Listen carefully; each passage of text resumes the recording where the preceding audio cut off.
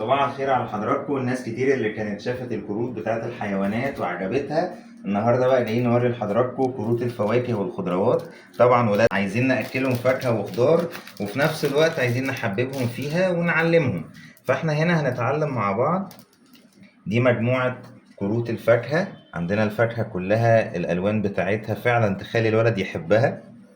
كل ده بنسمعه عن طريق الابليكيشن. بختار من هنا الفلاش كارد، ومجرد ما بيحمل معايا بلاقي الحاجة ظهرت قدامي سواء فاكهة أو خضار. لو ابتدينا نشوف مع بعض الفاكهة، مثلا لو جبت الموز بشوف الموز قدامي واتعلم كمان mouse, une banane, ب3 لغات، إنجليزي وعربي وفرنساوي.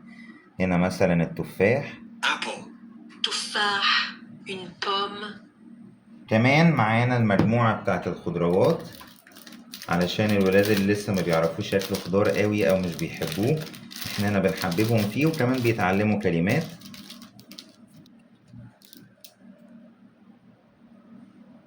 tomato, طماطم, une tomate, cucumber, خيار, un concombre, مجرد ما احنا بس بندوس على الكلمة وبنشوف الموديل قدامنا. بطاطس, une pomme de terre. كل الفواكه والخضروات بنفس الفكرة بحيث ان الطفل يستمتع وهو بيتعلم. شكرا لحضراتكم، مستنيين تبعتوا لنا في الكومنتات وتسألوا عن اي حاجة تحبوها.